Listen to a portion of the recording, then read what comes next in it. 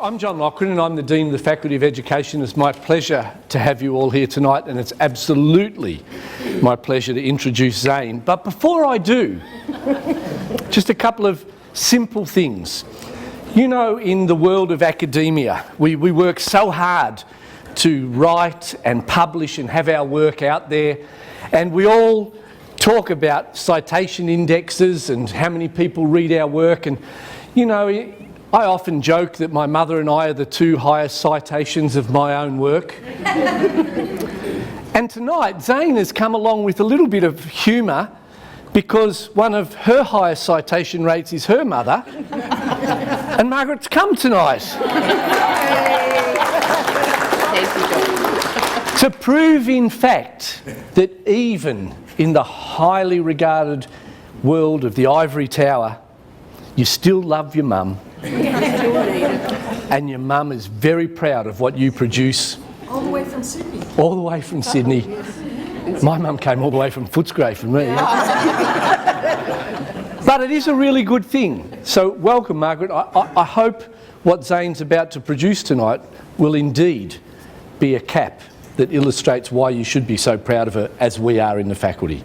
Now to introduce Zane. Please, come in. To introduce Zane, I can tell you I've known Zane for quite some time, but I've known her differently since I've been her Dean. And I could talk about wisdom, because I think she's displayed that, but I actually want to tell you a little bit of a personal side of Zane that I think puts this presentation tonight into context. When I became Dean, one of the first people who walked into my office was Zane, politely demanding a few things. A few things that I didn't agree about. The way Zane approached working with the new Dean was quite interesting. She learned how to, I was going to say manipulate the situation, but that's not quite right. How to manage a situation and place in front of me some things that I needed to see and understand in order to make sense of her career and where she wanted to go. She demonstrated to me two things. One, an enormous ability to persevere, and two, a really important thing, the ability to listen and take advice. Why Zane will be standing in front of you tonight is because her wisdom is indicative of the notion of developing professionally, learning about what academia really is all about, developing new knowledge, putting it out in the world for critique, and building on those foundations. Zane will demonstrate that to you tonight. I have absolutely no shadow of a doubt. But you know, underneath that, there's a wonderful person with a heart of gold who has the ability to say up front what needs to be heard, what needs to be understood, and what needs to be done as a consequence. And I have no doubt we're going to experience all of those things this evening. And here's an example of how she's able to manage a situation. It's Zane who will also do the welcome to country. Zane, welcome. Well, here we are. Good evening, everybody. And I hope you've all had some food, because I think that food and wisdom actually go incredibly well together. And I've heard that there's some liquid refreshments that also help. So I'd just like to thank you all first for coming. And where's John gone? Where's he hiding? Thanks, John. As you can see, that there's a great affection between us, and I think that that's part of what makes this talk possible for me. I feel like it's a talk that's slightly exposing. For many of the years that I've worked in academia, we turn ideas of other people into intelligible chunks of information to then communicate to students. And tonight, the opportunity is for me to talk to you a little bit about my own intellectual project, and I think that that's a sort of more demanding and exposing thing. And I think, given the circumstances of the last 24 hours, I think wisdom is probably something that we need to know about. And it was funny, I was going to call it wise leadership, and I'm sort of pleased that I didn't after the last 24 hours. But I think that the idea of wisdom in leadership is as important as any other place to put wisdom. So I'd like to acknowledge country. I'd like to acknowledge that we're on the estates of the people of the Kulin Nation and give my respect to those present and to their ancestors. And I would particularly pay my respects to elders both past and present from here, across Australia and internationally, for the wisdom that they've shared with me over the years. And I'd also like, obviously, to pay my respects particularly to Aboriginal people here who've come tonight, and with respect to the legacy and to the debt that we owe you in terms of the work that we do. I'd also like to pay my respect to teachers that I've had in the past, some of whom have passed on now and some of whom are still alive. Jean, I'd like to acknowledge you, of course. I met Jean when I was very, very young, and we talked a lot about Gaia and the earth and the wisdom of the earth and what that was about. Some of you might remember back in the 70s and 80s, the sort of exuberance of sort of feminist eco-awareness, and it was a really foundational part of my consciousness of the work that has become today.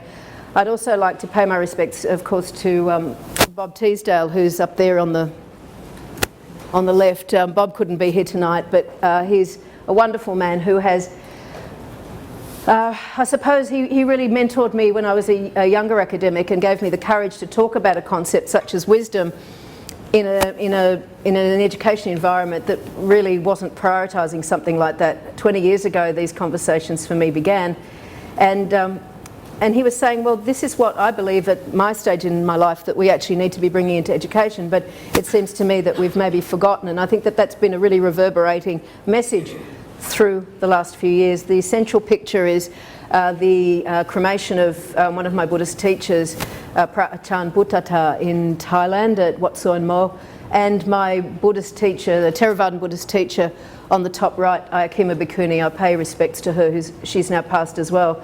And also to a very dear woman who met me when I was 14. This is Mum Shirl. My mum actually probably remembers. I created ructions at my private girls' school because I went and met up with Foley, and some of you may have heard this story, so I won't. I apologise for the repetition, but when I was about 14, I went to this private girls' school, and we'd been knitting crocheted blankets for the Aborigines, and. You know those lovely little squares and how you have to sew them into bag blanket and you put this little back on them, and then my job as I was the chair of the Social Justice Committee at school, of course, and I got to carry these piles of blankets down to the Aborigines, and I walk into Redfern Legal Centre in '74, and if any of you think about Sydney in 1974 and the Aboriginal Black Panther Association, the movement that was happening, and here's this 14-year-old private girls' school girl walks in with these piles of blankets, and I can still remember I sort of walked in and I thought, and I'm looking, and what am I waiting for? I'm waiting for gratitude, yeah? I mean, that's what the script is. Come on, we do the script. Gratitude, I give, you're grateful, yep? And I just got this wall of faces. There was Foley, there was Langton, there was Bobby Sykes, and they're all standing there and they're like, yeah, whatever. I mean, they didn't say that then because, of course, you didn't talk like that then, but translating into the present was like, yeah, whatever, just put them over there. And I remember feeling like this creeping feeling of sort of, this isn't playing out the way it's supposed to. Now, they weren't going to let me off the hook. They were going to give me as much grief as they possibly could, of course. And this very kind, older, wiser lady came out of the tea. There was a little, off from the legal service, there was this little tea room where this beautiful woman, Mum Shirl, she could keep an eye on things, but she'd just get around and do stuff. And Mum Shirl walked out, and she could see that it was just going to go all really pear-shaped. And she walked over to me and she said, well, what are you going to do for my people? And she just stood there, and I said, I don't know. And she said, well, when you know, come back and tell me. And I think it was possibly the most powerful thing a 14-year-old can be told when I'd been in that it was like my, and Mum and Dad worked incredibly hard to get me to this private girls' school. It hadn't come easily. They'd given a lot of their own privileges and the things that they'd worked hard for. They gave into my education, and here was my world completely cracking apart. And I was saying, I became this sort of Of course, I kept going back to the legal service and I learned a lot. So partly what I'm sharing with you here is it's like a concatenation of an enormous amount of influences from an enormous number of teachers. So there's a lot of people in the room who've taught me as well a lot of things, and but I just wanted to draw particular attention, and there's Mr. Inkamala, who's now passed recently as well. And John's already throwing things at me. Listen, do you want another drink, mate? I think you need one. No. What do you want? You sort of meant, when you throw, you're meant to go like that. Yeah. Okay. All right.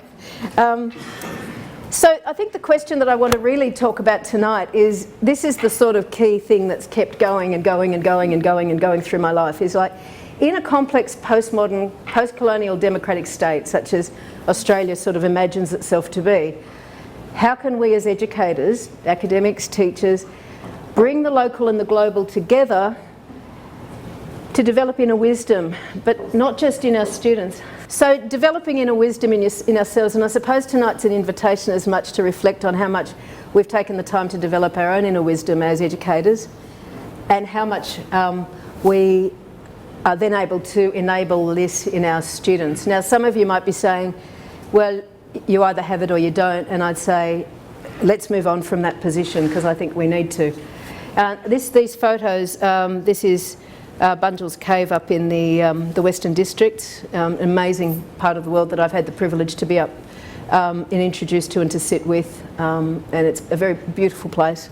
And there's a school now being set up in Daylesford that Jean and I have the privilege to work with. Joel Hines is the principal of the Daylesford Dharma School, and they're bringing in some ideas around Buddhist philosophy into school, in a mainstream Australian school for the first time. So there are these little threads that I wanted to bring together tonight for you to talk about this, to try and sort of work out how do we grapple with this question. So wisdom's been an idea that's been expressed in many words in many languages, and also in symbols, intelligible to those who've been taught to understand their meaning. And tonight I wanted to talk to you about the concept of wisdom and its manifestation across epochs, religions, cultures. I want to make the argument to you that wisdom's not simply an inherited trait, but can be learned, and that's something that I think is something that the West maybe struggles to understand, or westernised systems of education. It's possible to develop, but once you've actually developed the pedagogical elements, and these have to be cultivated, so there has to actually be a decision to actually cultivate inner wisdom in order for us to be able to teach our students the path. And it brings us to the heart of the matter that I think for many educators, we've not been actually trained to teach these necessary elements. I think if you think back on the curriculum when you were doing teacher education, for example, those of you who are educators, those of you who are working in all of the different sort of human services, and I look out here and I think, how many of you in police studies ever learnt about developing your inner wisdom as part of your university course? How many of you doing an arts qualification? How many of you doing social work? How many of you doing education actually ever learnt how to cultivate your own inner wisdom? And from my experience, I didn't, and I gather that most of us wouldn't in our sort of westernised universities, except that we keep calling them higher education. So I think that there's a sort of dissonance that's happening that I think we need to reflect on, to talk about how the path of wisdom has been taught in the past, and how such a pedagogical pathway might be revamped and introduced into the global education project. I want to suggest to you that the powerful influence of current Western education models about the planet has meant not only that wisdom traditions have been forgotten and written out of the core business of education in westernised nations, but also that the research that I've done over the last 20 years has found that wisdom traditions are also under threat in other cultural and religious systems. And so I suppose I want to put the proposition to you that I think that it's possible to restore wisdom to its rightful place in education, and I think it's urgent under a sort of pluricultural, post-colonial democratic state such as Australia. I think that we really don't have any other choice but to go this way if we're going to be able to actualise the sort of privileges and benefits that we actually have, that we can actually optimise that by taking some consideration of these matters. Otherwise, I think that we're in the situation in this day-to-day rush of education to not be able to answer the question, higher education for what? I want to propose to you that the concept of higher learning that universities carry as part of their traditional role needs to become focused on how to support the potential for students, for them to leave university with the skills and knowledge to live a wise life. I mean, imagine a graduate attribute. Libby, you'll appreciate this, having worked on all these graduate attributes. The knowledge and skills to live a wise life, an aspiration that has an aspiration to cultivate wisdom as an outcome. And those of you doing professional development, I mean, imagine if there was a course that taught academics how to teach the pathway to wisdom. You know, or I'm not sure why we don't have this as front and centre for what we are actually doing, but we don't. It's all about the focus on the physical, mundane world, and it makes it very difficult to keep the bridge going to the world of higher learning in a way that encompasses the physical but is much more. It's within this wider view of higher education that the cultivation of the potential in academics and students alike for them to live a wise life can occur. I suggest that the role of the university as a place of higher learning must be to teach ourselves and our students this path. In this Faculty of Education, I think we've got a double responsibility, not only to cultivate our own inner wisdom, but also that we have the responsibility to be able to teach this pathway so that our students can not only have access, but that they can then also have the skills to teach into their classrooms. So our responsibility in the Faculty of Education, I think, is quite sharply written by this process of remembering or rediscovering a pathway that I think has been lost out of westernised education. I think that if graduates from a modern university are unable to make wise choices, there will be severe consequences for all humanity. And this has been witnessed with the ongoing financial instability reverberating still because of the global financial crisis of 2008. In part, I would argue, created by the very graduates that come from prestigious universities such as ours. So, you know, shit in, shit out. You know, this is the problem. Broadly, you know, technically speaking. I think. So the effect of globalisation in general and on university education in particular seems to have the effect of homogenising ideas, thus causing human ways of knowing to become predictably narrow, commodified. Peter and I are really, really aware of this in the work that we're doing, is that if it can't be commodified, then we're not going to teach it. And I think, well, where are we as a group of human beings if we can't do things in a way that bypasses that logic or encompasses that logic with a much broader understanding of what we want to do? But there is a clash, and this is a clash that's consistent. It doesn't matter whether I'm sitting down talking with Aboriginal and Torres Strait Islander peoples. It doesn't matter whether I'm talking to Indigenous peoples in other parts of the world, if I'm talking to people who are Buddhists, if I'm talking to people who have an array of old, ancient sort of cultural pathways to wisdom. All of them say that there is a tension. For Indigenous and other traditionally oriented people who want to modernise without westernising, the struggle for them about what is the value of old wisdom is part of their critical struggle for survival and for distinctiveness, culturally, ethnically and territorially. And even when in the majority, it's very hard for non-westernised peoples to then identify homegrown forms of modern wisdom that can provide a reliable guide for the globalised, fast-paced and, should I say, coffee-induced world that we live in. It's a really big challenge because wherever we go, things seem to be getting faster and more homogenised. And I'm thinking, okay, who's going to blow a whistle and who's going to say stop? And even if they did say stop, would we know what to do? And I'd suspect that without a lot of discussion, I don't think we'd, if we really did stop and try to go back to basics, would we even know where to start to remember to do it any differently? And I would suspect, looking at, again, at the last 24 hours, I'm not sure that people can do anything other than be in a recursive loop. It's sort of like Baudrillard, and any of you that are Baudrillard scholars, the endless reproduction of the same. And it just keeps going, and endless, it's just like this endless sort of commodified product that just keeps reproducing itself. So how do we get out of this, this loop?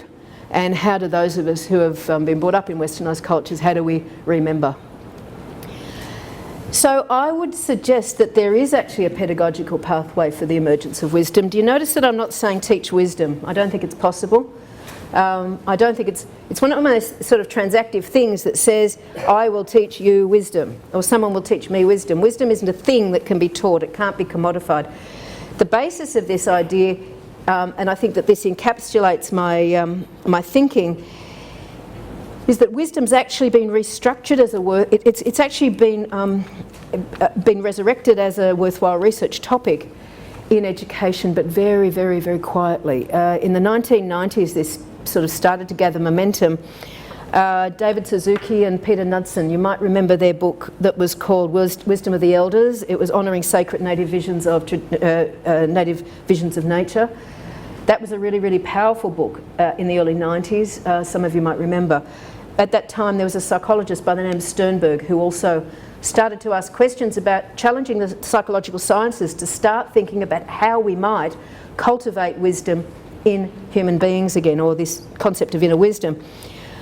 The research about wisdom has been far more tentative across sociology and in education and comparative studies than such topics. You know, we're much more familiar with topics such as knowledge transfer, the politics of curriculum, cross-cultural teaching and learning, etc. Now, in the mid-90s, Unasi Nambombo, and there was authors in a collection that the UNESCO had pulled together that Bob Teasdale and Angela Little were gathering, and they were starting to examine the philosophical impact of culture on education. Now, this was at a time when many people didn't really understand that non-westernised cultures actually had a philosophy, and often had a philosophy of education.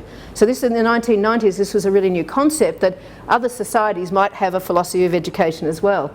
So the world was beginning to open up to the possibility of conversations about these matters. It's not that those societies didn't know themselves that they had a philosophy of education, but for the West to hear that had been an incredibly difficult thing. So this collection of papers, there was Elias Kopong in Flores, in Kampang in Indonesia. There was Michael Mell in Papua New Guinea, Unasi Nambombo, who's now in University of Guam, and Konai Taman, who's a professor of teacher education at University of South Pacific. And I was sitting with this group of people, and we were sitting talking in at the World Congress of Education Societies.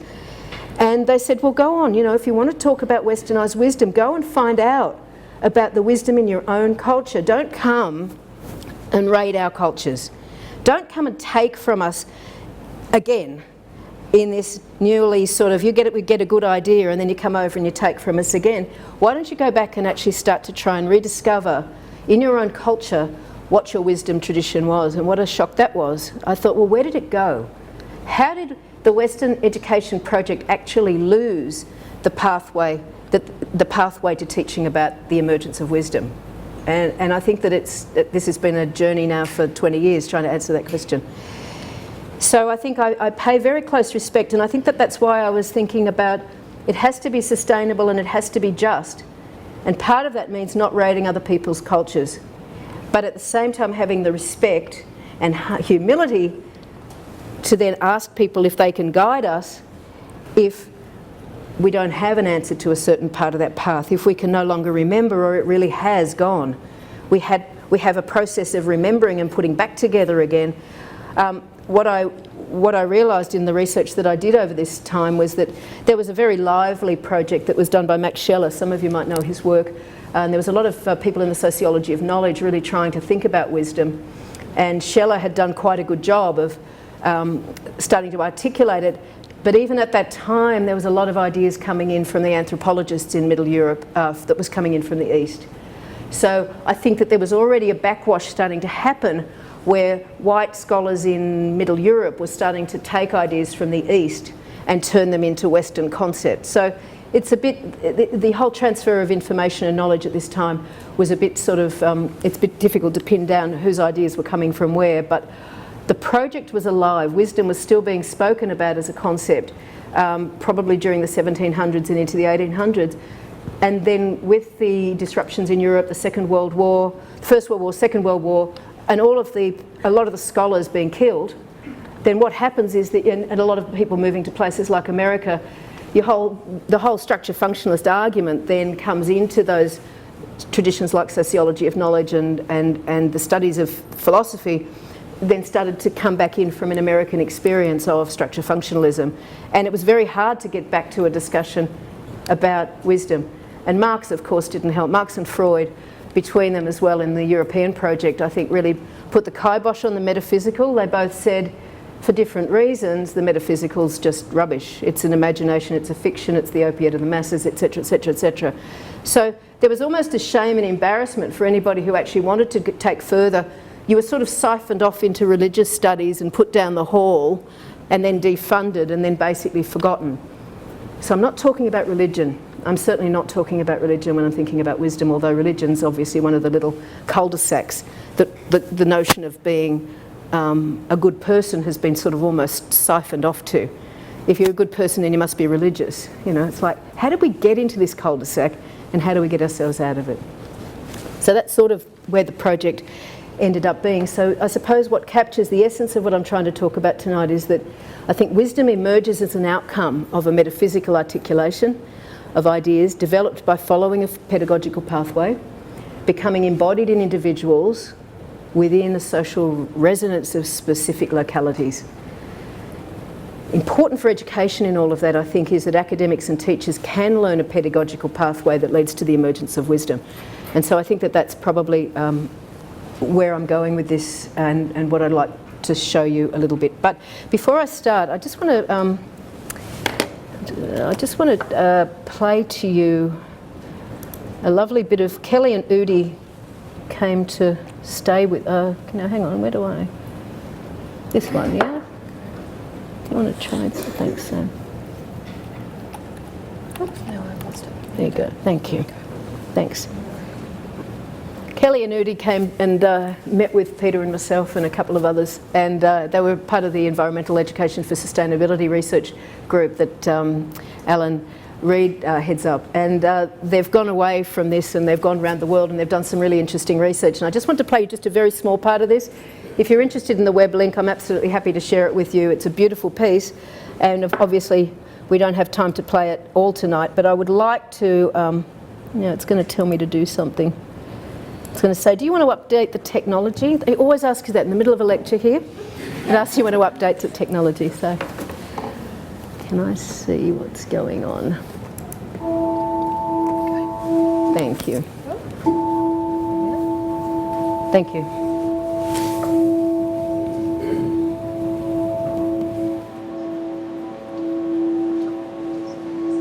What is a university and what is it for? There's never been one answer. What a university teaches, what it researches, and the values it represents has been in constant flux over thousands of years across different regions of the world.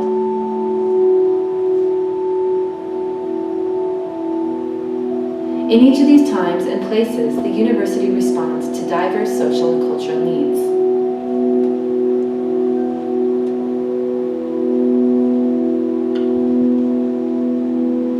But diverse as these needs are, universities all share an underlying aspiration: to learn about the world and our place in it.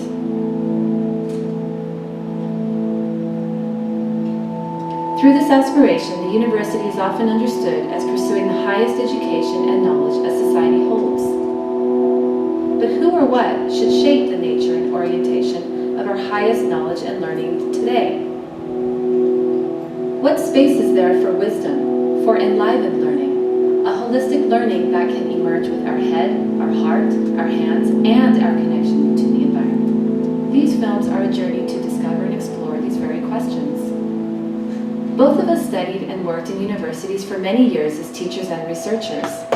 Because of the unsustainable path we feel universities are paving, we decided to step out of conventional academia, heading out on a journey to learn from alternative universities that are blossoming in different corners of the world. I'm not sure London's a different corner of the world, but they did get to some really other interesting places. And they've done some lovely work on just going around and talking to, going around and talking to people and trying to find out what the modern university is actually about.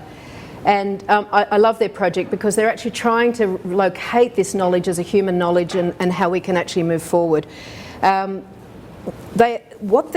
What their project is doing, and that what I'm trying to do is to understand how we're able to respectfully learn from cultures that haven't forgotten and knowledge traditions that haven't forgotten, but at the same time actually start to reconnect with our own understanding of wisdom from our own cultural frame. I don't think wisdom only arises from cultural frame, but I think that that whole societal environment in which one learns the pathway of wisdom is actually very, very much socially located, and it's also how the wisdom that we might be cultivating is actually recognised by others. And this is, in part, I think, what's such a tricky space with this. One of the things, curiously, that when I actually say to people, and you might reflect on this, if I say to you, do you think that you're wise, or do you think that you have a wisdom and inner wisdom that you are able to access, and are you nurturing?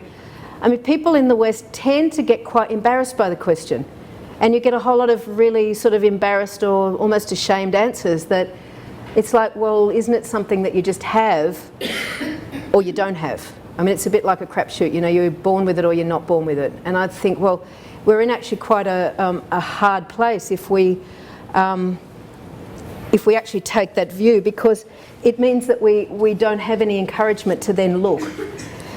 Having said that about the respect that I want to pay, I have to sort of, I've had a very, very good education in the Catholic education system, and I learnt the strong moral ethical tradition that the Catholic tradition brings you up. And I also then had, by secondary school, I was also introduced to the ideas of the Buddhist, particularly Theravadan Buddhist system.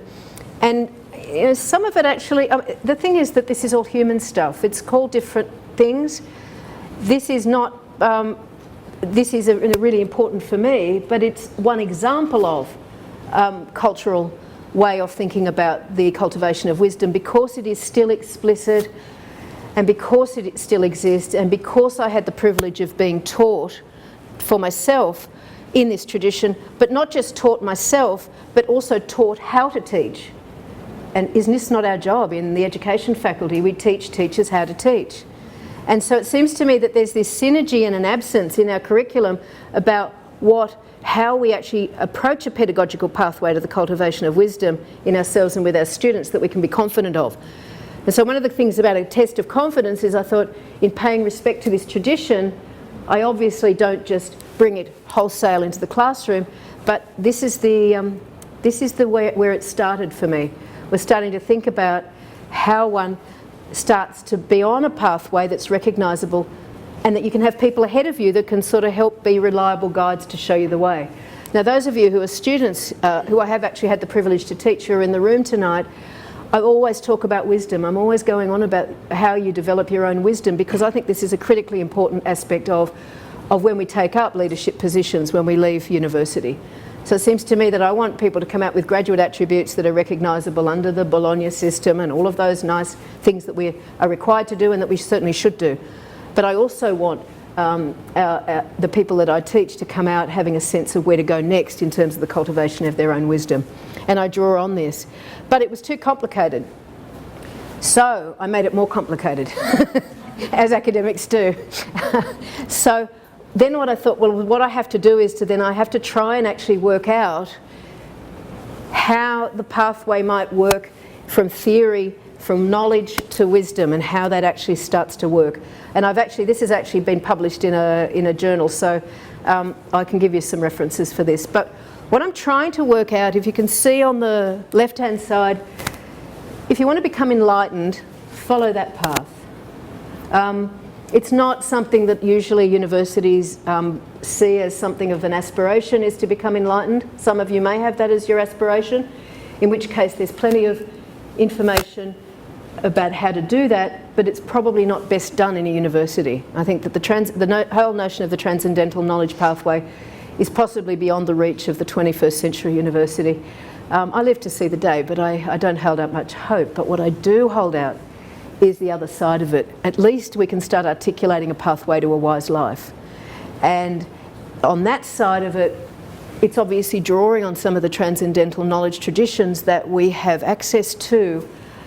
It starts with the local, or in the Thai, which is the Kwam Tang Sang Kom, which is the societal knowledge, We certainly can have that. It could be old religious knowledges. It could be the rural knowledges, the people, you know, people like Barnaby Joyce, who hold the people of the rural people's knowledge, you know, really strongly in their heart. And he does know stuff. He's a fantastically interesting man when you get to talk to him. He's the sort of person that holds the local knowledge in the Australian context. Would we say that he's wise? I would say yes. In my conversations with him, he's extraordinary. Olive Zakharov actually gave, when she was still alive, Olive Zakharov sort of shepherded me around to talk to all the politicians to ask them at that time what they thought wisdom was, and I got some really curious responses.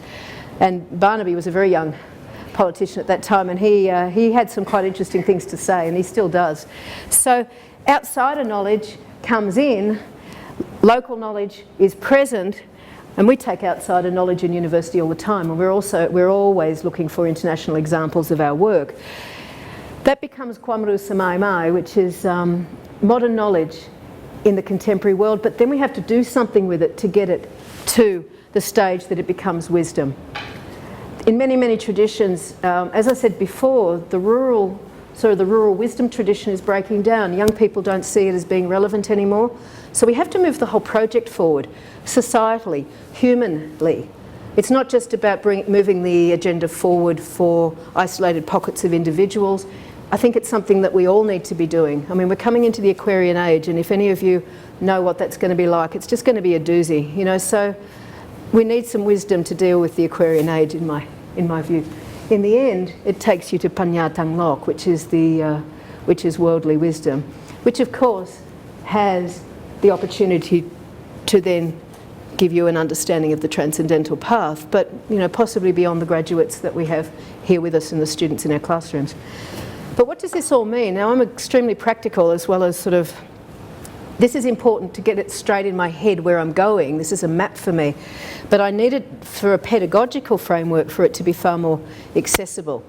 And so one of the things that we're really good at in education is turning complicated things into things that are accessible. So this next little bit is what I call the pot. And this is sort of probably the strongest pedagogical sort of framework that I can actually share with you in terms of the work. I'm here with a number of people that teach on the teaching team at the moment. We work under the with Peter Anderson. He's our Director of Indigenous Education and Leadership, Dr. Peter Anderson, and Jean and Anna, Jason and Nathan, Mark, who also teaches with us.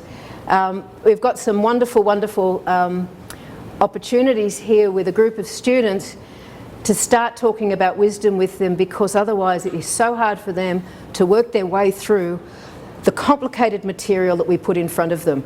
We've got teachers who, and so I'm going to try and give you an example of how this works. We've got teachers who are pre-service teachers, and we have a cross-curriculum priority, three different cross-curriculum priorities. If we keep them in silos, it's going to be, it means that they've got this knowledge bank concept of, like, they've got to learn all this stuff in environmental education, and some of my colleagues are here from that, and then they've got to learn all this stuff in engagement with Asia, and so they get a whole lot more stuff thrown in their head, and then they get into another bit and they've got to learn all this stuff around Indigenous education, and it's not possible. So there has to be a different way of doing it, and I think that probably the way that we've started to do it in Indigenous education, and also because we're cross-teaching, all of us are cross-teaching now in between all the different cross-curriculum priority areas, is that interdisciplinary work that's now being supported by what I would see as a pedagogical pathway. But it's not, if you can understand me, I'm giving you the example of Indigenous education because that is my passion and it's the heartland for us in the work that we do. But this is the work that I do when I'm doing leadership in Singapore. We're talking about the cultivation of wisdom and what that means. I think even when I was working with you and Tess and Paddy, we were talking about wisdom. You know, it's like, what does wisdom mean in terms of, wise policing? We had the privilege of working with 100 of your colleagues or so, wasn't it? I think you talked about it, Simon. I don't think we talk much about it. You don't talk about wisdom? But I did bore you with it, didn't I? And so there's this, it's the thing about cultivating wisdom that's important, and how we go out into the world as wise, as having an inner wisdom. It's not the subject area, except that I happen to be passionate about this subject area. So I'm going to give you an example of it and how it works for us. It has to happen through negotiating collaborative learning and research pathways. Now, as I said to you, we've got on this side, we've got the work that Jean and I have been doing with the Daylesford Dharma School, working with the teachers, how to integrate Buddhist philosophical principles with the cross-curricular priorities, together with all of the Australian curriculum requirements of a primary school in an Australian environment with the Australian professional standards for teachers. It requires an enormous amount of flexibility of thinking.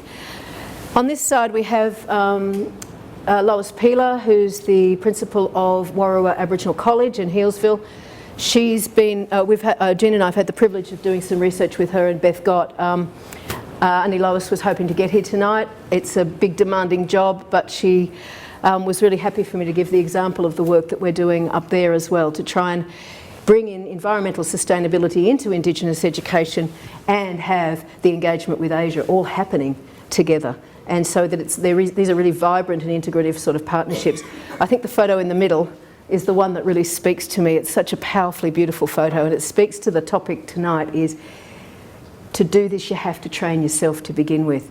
This young girl is able to actually work with eagles that are her height, and they're an incredibly powerful bird, and she's trained herself, and she's trained herself, and the eagle's trained itself to actually work with her. And there's this, I love this photo because what it does is it evokes to me this beautiful sense of the freedom of the actualising moment of that moment when you actually let go of that great big bird, and her face just sort of speaks volumes to me about the freedom, that inner wisdom that comes from consistent training over and over and over again. All the training that we've done, when that moment, when a student gets what you're talking about, or when you release that bird after years and years, or when finally all that training means that you actually have a really, really powerful moment in your life. I think these are the moments that we live for.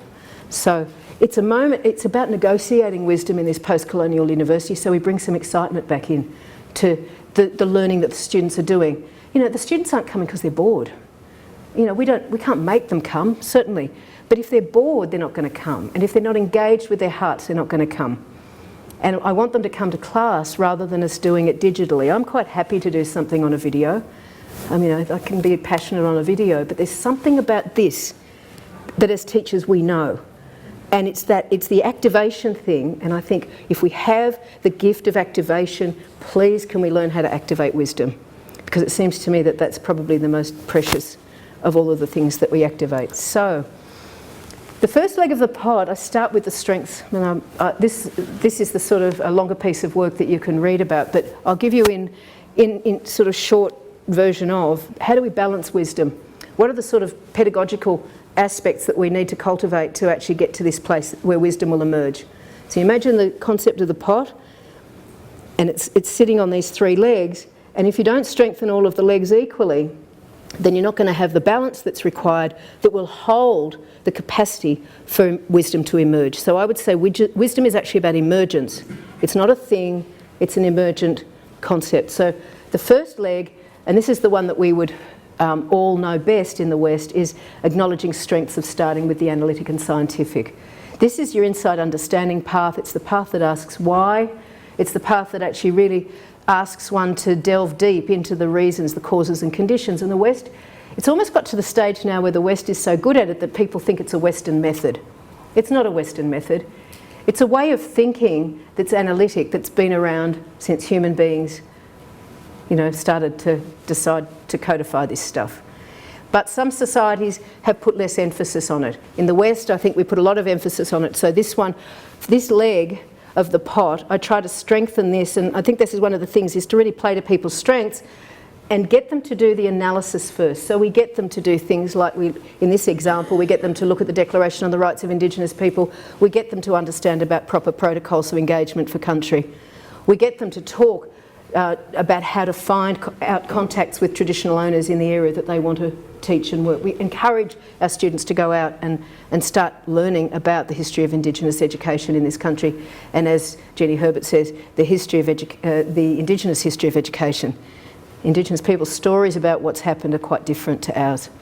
And so the students start using that inquiry method to start developing a deeper knowledge base for moving forward. But that's not enough, because a pot that's just got one leg, it's just sitting like that, it's going to be really, really unstable. So you need to build a few more legs for the students. The second, of course, explores what would have been called, who remembers character education? You know, why don't we do this stuff anymore?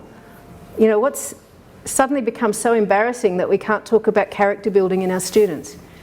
And I think that this is one of the really interesting things about, and I've drawn on the work of Lao Tzu. I think it's, you know, it's beautiful work. And if we've forgotten how to do character building, let's go find out from a culture that sort of still knows how to do it. And I'd say that this is one of the cultures that still knows how to develop that pathway. There's many others, and people in the room are nodding. I think that you know what I'm talking about. Social values. Now, Libby's been really big on this with social values, and she's been carrying the light for this faculty for a long time around citizenship and creating social values understanding in the westernised education system. And it's hard work. It's really hard work, because it's seen as something private and outside the university. Why? I don't understand how it's ended up being dropped off the agenda, and I think it should be front and centre. I think it needs to be back in. We need to teach our students the skills to sit down with people who have incommensurably different values and attitudes and beliefs to us and not kill each other, you know. And if we can't do that through analysis, we have to do that by sitting. And one of the things that the Does for Dharma School's doing is that they've got this beautiful thing called a peace table. And they actually proactively bring the children. They do meditation in the morning with all the kids. Then the kids go into their classrooms. They have a framework of discussing these things in a way that if there is a dispute, it goes to the peace table. They've brought in a training on non-violent communication that they do with all their staff, all their students. Everybody is encouraged to use the techniques of non-violent communication. I mean, why we get embarrassed about these things, I don't actually know, but we seem to. It's like something about why do we not teach the kids to communicate in non-violent ways? Maybe because we don't know ourselves. How do we then learn the skills? And that becomes the question about our own academic education, and also what we hold as valuable in terms of our professional development. But the third, even a pot with two legs is not strong enough. So the third leg of the pot that I think has to come in is the cultivation of concentration. And one of the things that I would reflect on in this cafe saturated culture is that we actually do not actually know about concentration anymore. One of the things that I see here is that we've got a culture like Thailand, a country that I owe an enormous debt to for the teachings that I've been given in various parts of Thailand for learning the stillness of the mind, the cultivation of stillness of mind. We talk about mindfulness, and I think Dat's done a beautiful piece of work on a beautiful book on silence, and silence as a pedagogical space, and we're working with him, Jason and Peter and myself, and we've got one of our students working with us, Yosuke is working with us, Professor Koji Maeda and a number of people from Waseda University, and we're doing a project at the moment on the pedagogy of silence. And it's absolutely fascinating how uncomfortable. I mean, I could just stop talking now for, you know, and at what point would you get bored? At what point would you start fidgeting? If I didn't speak for like 5 minutes, would you then walk out? Would you? How do we deal with silence? I'm not going to do it now. I mean, I could, but I won't. But reflecting on how long, I mean, the funny thing is I was thinking about this tonight. I've probably talked for far too long already. And one of the things is that I know the literature says that all of you can only concentrate for about 2 minutes at a time these days. So I'm thinking, what have you been doing for the other 40 minutes that I've been rabbiting on? But you've really been very, very well behaved. But darkness, who remembers, who actually knows what darkness is these days? You know, who knows what silence is? Who knows what that really deep peace of, you know, going out onto Nullarbor and, you know, you've got a 360-degree sky and a really big sound of silence. It's an extraordinary thing. And to have the privilege of having been able to be in those spaces and understand that there still needs to be places of darkness. of silence. And darkness that's not about danger. And I think one of the things that we've been sort of deluded, we've been seduced into, is that darkness means danger. And that silence means, you know, stupidness or, you know, nothing much to say, instead of sit back and reflect and take in. So that sense of silence that comes from the capacity to concentrate becomes for me the third and very, very important. And I was saying to you that, you know, with Thailand is sort of concentrated on the social values side of things. They've really, really concentrated a lot on getting some sort of a public discussion about social values. A country like Australia is really much more inclined itself towards the analytic, the scientific. It likes to rank itself with, you know, the universities around the world. We've got PISA, we've got NAPLAN, we've got that. We want to be able to be compared in that analytical scientific space because that's what we prioritise. I don't hear any society at this point in my life talking about the need to cultivate silence and for that to be a pedagogical principle. So I think that this is the space that a lot of societies are struggling with. And I do think, I absolutely have sympathy for the coffee growers who've been locked into sort of futures derivatives and they cannot get out of the contracts to stop keeping growing this monocrop. But it's like, it's this insistent pace that then is created by this flow of capital and the flow of the fast pace of ideas. And I was saying to people, well, why do we not have silence? Why do we not have slowness anymore?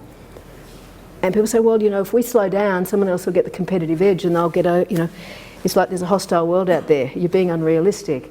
And so it's like if we stop, then someone else will take our place. And that's probably true. So we have to actually work out a way to have global conversations about this that are bringing in this. Now, the reason that I've given you all of these examples is what happens is in the sort of work that Peter and Jean and Anna and I and Nathan are doing in the classroom, is that what we're trying to do is to get the students to listen differently.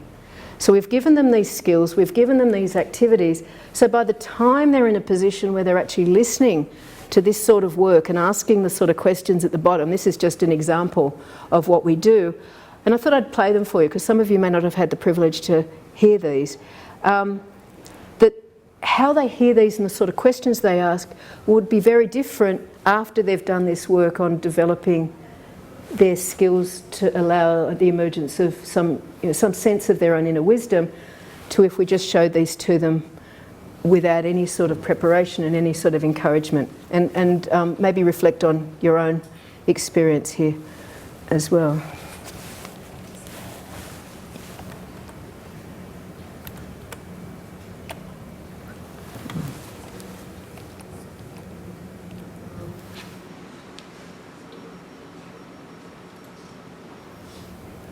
Now, some of you might have seen these before, but The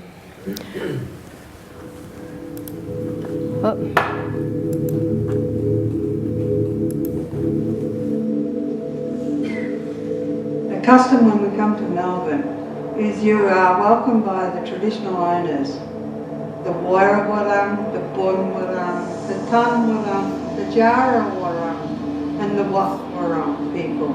These are the nations that made up the Eastern Kulin people that gathered here in Melbourne. My name is Carolyn Briggs. I'm recognised elder of the Bon Warang as the elder spokesperson. And I'm very privileged to be able to give voice to my ancestors. You're welcomed in the language of the people of this landscape. Womanjika, Marandik Bik, Bunarong, Nanda, Durupkan, Arthur Willow. That means welcome. Welcome to our neighbours, the Wurundjeri, and as you explore part of this landscape, you will learn the stories of our people. As guests to our country, the elders would offer a gift, a leaf. This is like a passport to our landscape. We ask the visitor to always make two promises, not to harm the land or the children of Banjul or Majika.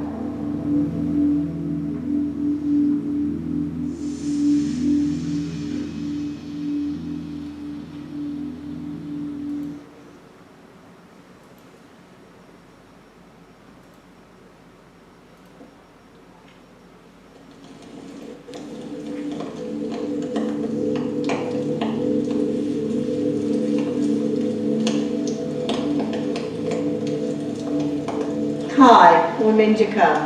Welcome to the traditional lands of the Wurundjeri people. The welcome that you are about to receive is in the form of a smoking cleansing ceremony. We call this ceremony the balm bearing. I will place these branches of dampened gum leaves on the fire, which creates smoke. The balm bearing symbolises the meaning of returning the spirits to this ancient land. And it's also about cleansing yourself. It's about giving back for what we have been given. Sometimes we need to take away, remove things that are not needed. When we come to a land that is ageless, it's important to keep the land free of evil things, and more importantly, to return the spirits of our ancestors back to their homeland.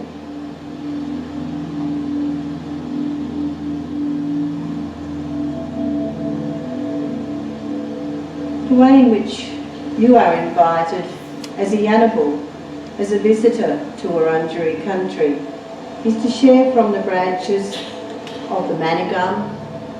This branch is extended to you to take a leaf, and in doing so it means that you are welcome to everything from the tops of the trees to the roots of the earth. It also means that you join with us to honour the spirits of our ancestors who have looked after this land for thousands and thousands of years. My language is the Woiwurrung, Waminjaka, Wurundjeri Balak, Yemen Kuntibek. You are most welcome to the traditional lands of the Wurundjeri people.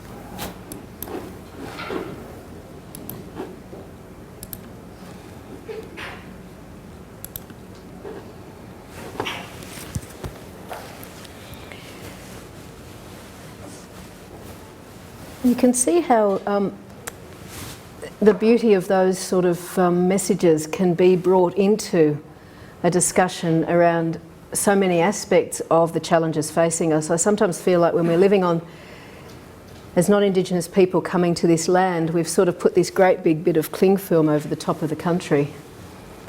And we're sort of trying to live on the top as a sort of, we're sort of surface dwellers. They say, people say that we're turning this country into a donut where we'll dig everything out that's useful in the middle and sort of we'll end up sort of being, perched on the sides of this huge donut of a piece of land. But I think we've even worse, we've also covered it up with a whole heap of cling film. And, some of us sometimes have the privilege to break through that. I mean, I felt like that when I met Mum Shur when I was a child, was when I was so young and forming my ideas. And I remember going home to Mum and sort of just going on and on and on about why weren't we told and all that stuff that one does. And, but we didn't know about this. And so you suddenly drop in, you break through the cling film, but what happens is that the cling film, somebody comes and sort of fixes and puts it back on again very quickly. And so as quickly as people break holes in it who are non-Indigenous to try and, feel the land, to try and hear what's been happening, because this didn't just suffocate land, this suffocated Aboriginal people.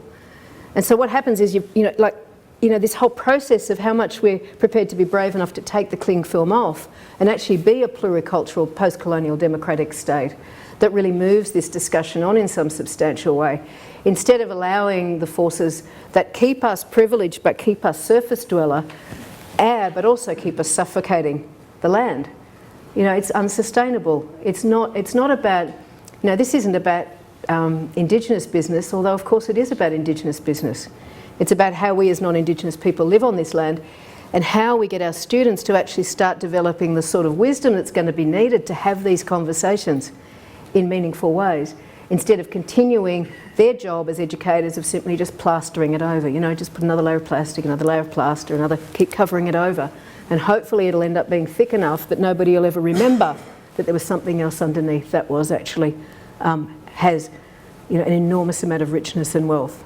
And I think that that's been a sort of, it's a limited metaphor, but I think you'll maybe get what I mean. So if I just start to, I'll just finish up in these last couple of minutes with just letting you, give you some idea of what I'm sort of thinking about when I'm thinking about this pot. It's a pedagogical approach that I've actually adapted from the Thai Buddhist tradition, and I pay acknowledgement to that, and also from the learnings that I have been given from my conversations with Aboriginal and Torres Strait Islander people who have shared their knowledge with me. And it does allow the cultivation of knowledge and of wisdom in a person. I use it as a guidance, but I seek to open up a pathway for students to cultivate their potential for wisdom through higher learning and collaborative learning partnerships, like I've spoken about. Commonly the students come to our Indigenous education units with fear and trepidation, but by the end most have found that they've developed personally and professionally. It's apparent in marking their final assignments. We're only midway at the moment, so there's a few bruises out there at the minute, but it's apparent in marking their final assignments that many have undergone profound and paradigmatic shift in their understanding of themselves and also of their professional responsibilities. I mean, one of the things that's happening at the moment is that they think they won't go to Peter because he's black. They'll come to me because they think I'm nicer. Wrong. They'll try Jean. They think she's older. Wrong. They'll go to Anna because she's the youngest one. Wrong. They'll try Nathan because he used to be involved. Wrong. Then they'll end up with Jason because Jason's over in the Yuland support unit, and they'll say, you know, these horrible people over in education, and they'll go and try and get a different answer out of Jason than what we've been telling them. And so Jason's sort of in the know, aren't you, Jason? So it's a really big battle to keep at mid-semester now where we are. It's really hard work for them, the students, because they're really uncomfortable and they're trying every which way. But I'm an HD student. It's like, yeah, but you don't know anything about Indigenous stuff. Yeah, but I'm an HD student. It's like there's such a profound disconnect, you know. And so, I mean, this is just a really, really vibrant and lively example of what I'm trying to share with you here tonight. For those who aren't able to get some of these skills, and it's an individual thing. You know, we'll see one student who's maybe really good at analysis but has got really little understanding of social, they've never thought about social values. They've been brought up in a household that doesn't talk about that. So we'll focus them on that. And many of the students, they need to learn, we encourage them to go away and learn how to, you know, meditate or find something in their own cultural tradition to help them to get their mind, not to be mind full, but to be mind empty.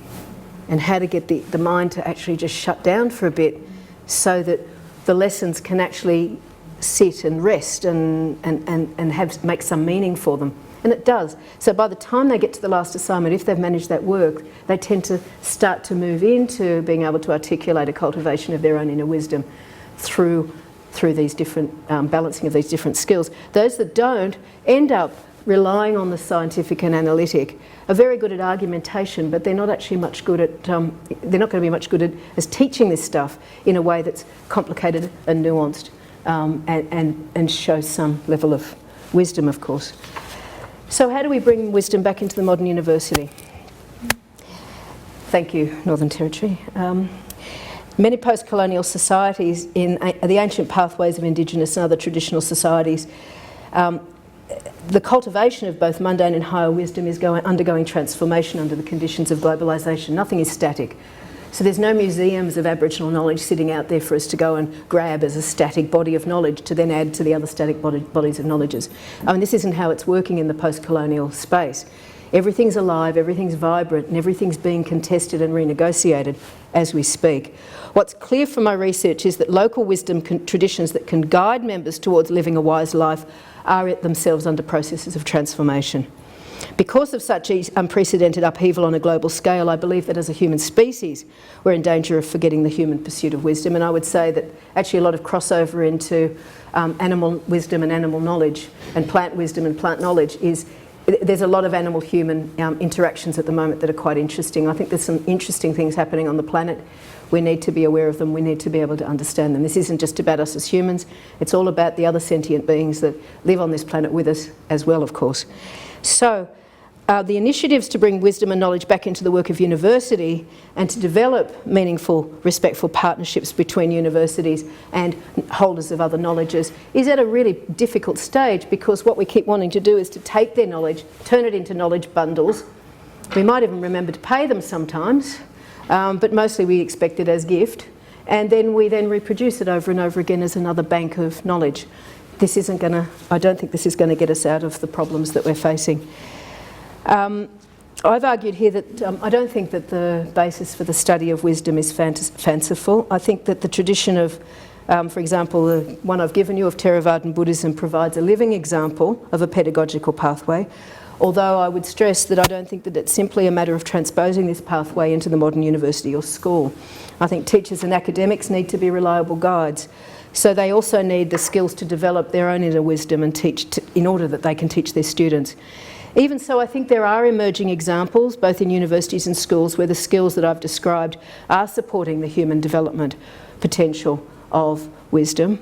I think the Warrawa Aboriginal Girls College is a shining example of that, as is the Daylesford Dharma School, and I think there are others slowly starting to emerge on the planet. The cultivation of wisdom seems to be foundational to the modern schooling project, with the Australian curriculum and such things as the cross-curriculum priorities.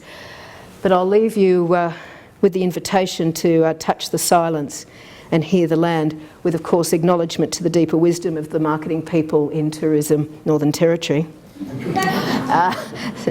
Now, I'll make the point that such an invitation actually asks us to do something, but I think that the verse drawn from the Tipitaka actually provides the guidance to find the tools that we need to do so. And it says, when a wise one established well in virtue, develops consciousness and understanding, one indeed succeeds in disentangling this tangle.